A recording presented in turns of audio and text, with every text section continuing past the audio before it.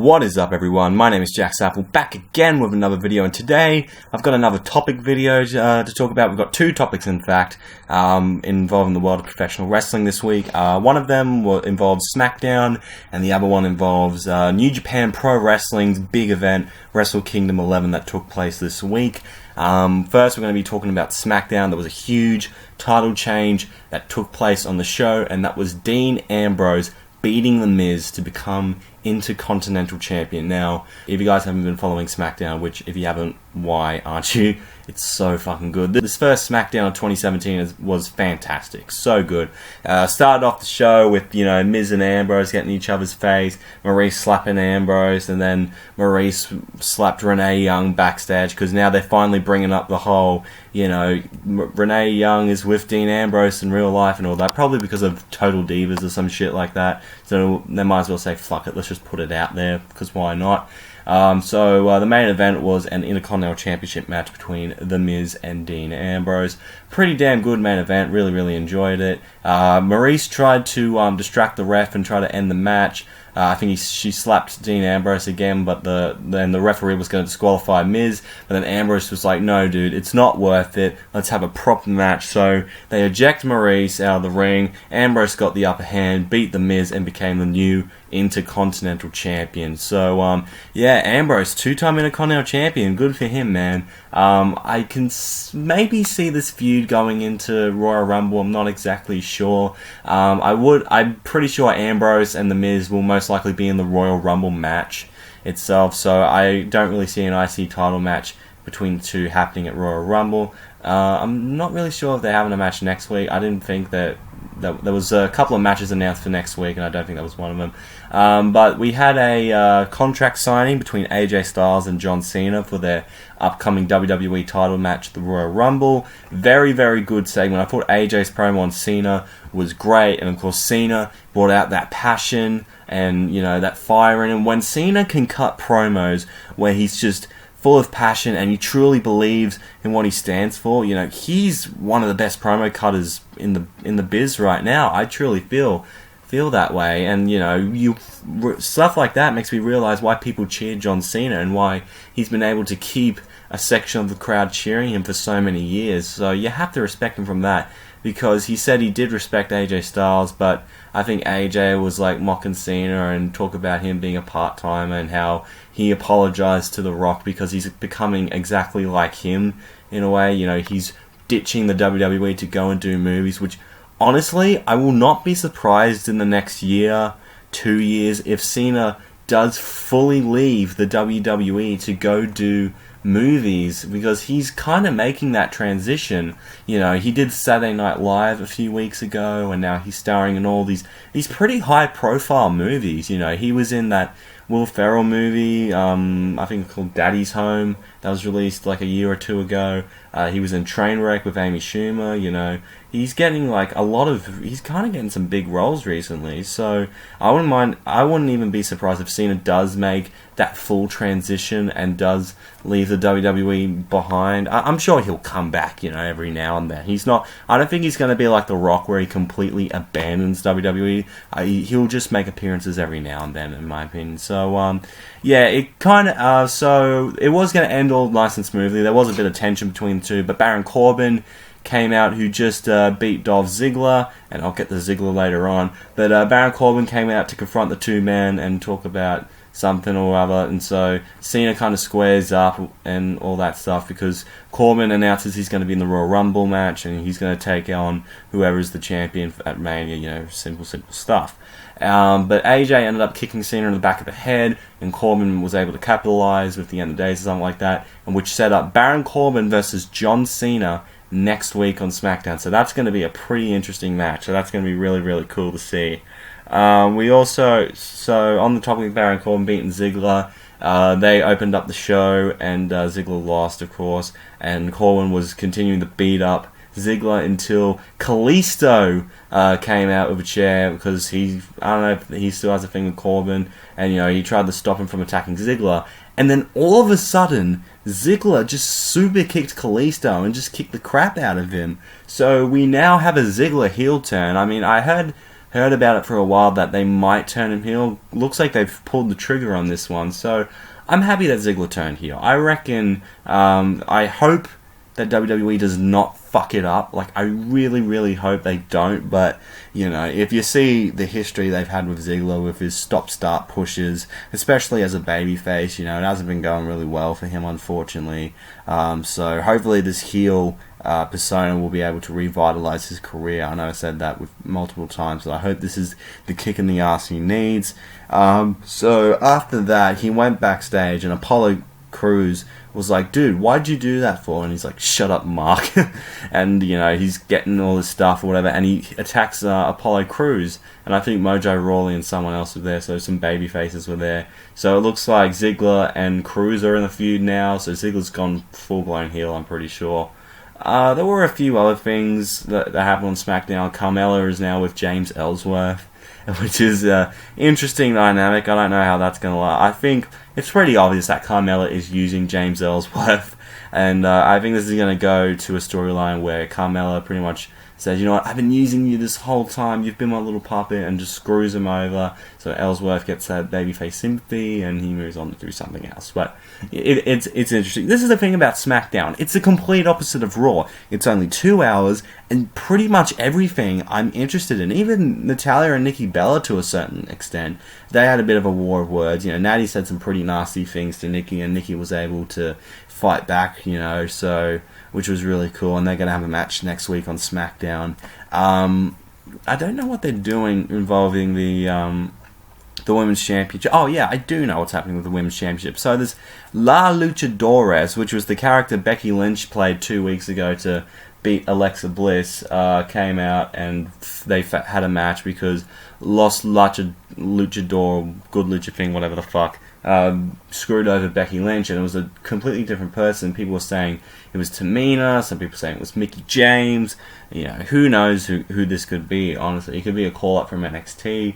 We do not know yet. But they had a match, and it was obvious it was Alexa Bliss who was playing La Luchadores, because she did the Bliss flip thing in the air.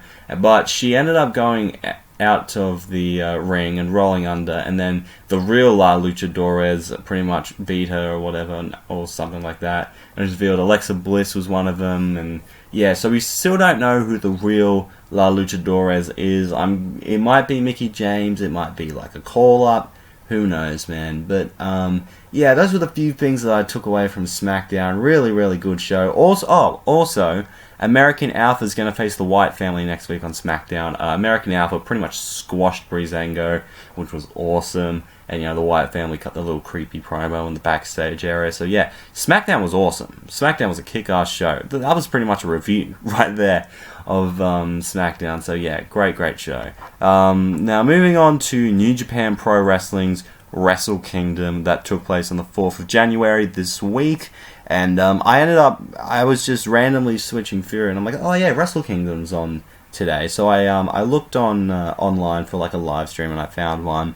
I know people say, oh, you need to check out New Japan World, and honestly, from what I saw tonight, or not tonight, a few nights ago, I'm actually considering it, because I thought Wrestle Kingdom 11 was fucking awesome. Such an entertaining show. It was a long show as well, which surprised me, you know. I thought it was a much better show than like WrestleMania 32, which was like 5 hours. They made those 5 hours fly by like it was nothing.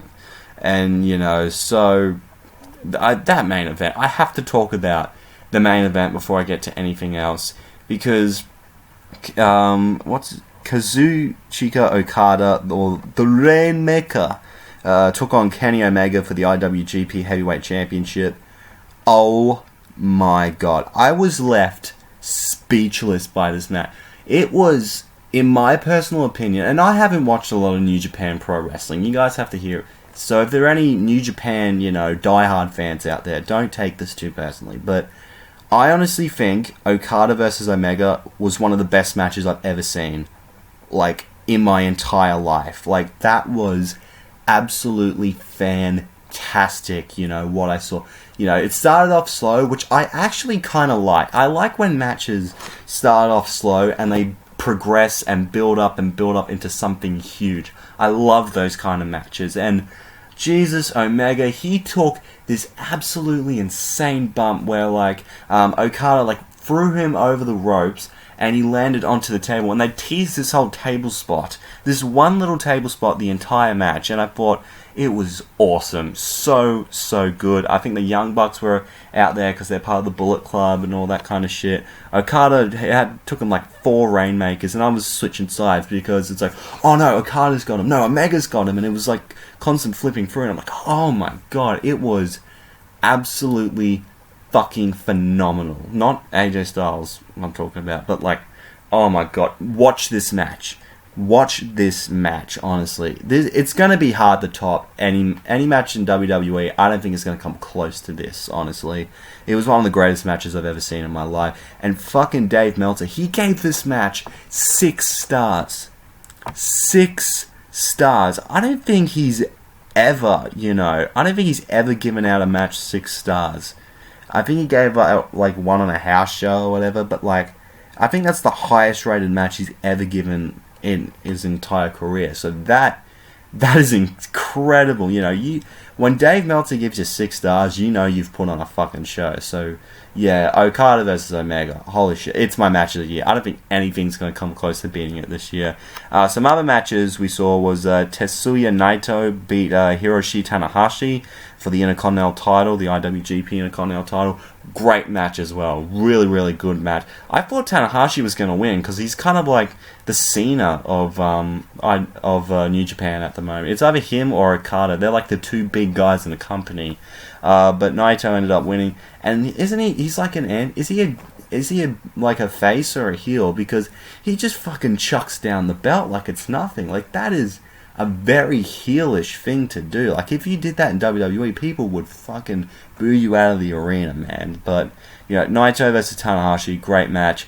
Shibata versus Hiroki Goto for the Never Openweight title was a really great match as well. Shibata was giving out some stiff fucking kicks in this, really strong style.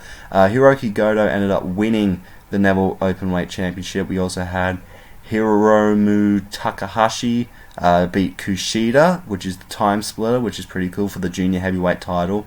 Also a really damn good match. Pretty much every match on this I really enjoyed. So we got pretty much going backwards here. There was a 3-way for the IWGP tag titles. Chaos, which was Tomohiro Ishii and Toru Nano picking up the win. Gorillas of Destiny, Tama Tonga, which I love his face paint. It reminds me of that dude from Star Wars. And GBH, which was cool. We had Adam Cole, baby, win the Ring of Honor World Championship from Kyle O'Reilly. He used to be in Red Dragon with Bobby Fish, but now he's kind of gone on his own. So that was pretty cool. Good on you, Adam Cole. He's now part of the Bullet Club. So yeah, we had Cody, the American Nightmare, aka Cody Rhodes, who's now part of Bullet Club. Take on Juice Robinson, who used to be in NXT as CJ Parker. And God, there was a lot of cursing in this match. Oh, especially in the IWGP Tag Team title match. There was a lot of swearing in there. But Cody ended up picking the win, which was good on him. And then in the Neverweight Openweight 6-man tag title match, we had David Finlay, Ricochet, and Sachimi Kojima, which were the champions, took on Bullet Club, Chaos, and Los Ingobernables de Japan, which was Bushi, English, and Sonata. They ended up winning the titles, which was pretty cool. And Bullet Club had probably my favourite entrance of the night because they had some certain girls out there, and especially a bunny that was... they were smoking, man. We had Rapogni Vice, which is Trent Beretta and Rocky Romero beating the Young Bucks for the IWGP Junior Heavyweight Tag Team titles. By the way, how many titles do the Young Bucks own at the moment? They own so much shit, which is alright with me. But yeah, Rapogni Vice actually won. And I didn't see the Tiger Mask W versus Tiger the Dark match. It's based off an anime, which was pretty cool. I think Tiger Mask W was actually Kota Ibushi, and ACH was Tiger the Dark. So that's pretty awesome. So Tiger Mask W ended up winning. And that was pretty much the whole Wrestle Kingdom 11. Very, very good show. Probably going to be one of my favourite shows of the year. But oh my god, that Okada and Mega match, I can't get over it. I don't think anything's going to beat it this year. Nothing's going to beat it. Not in WWE, TNA, Ring of Honor. WWE, and especially NXT, they're going to have to have their work cut out for them if they want to beat that. My god.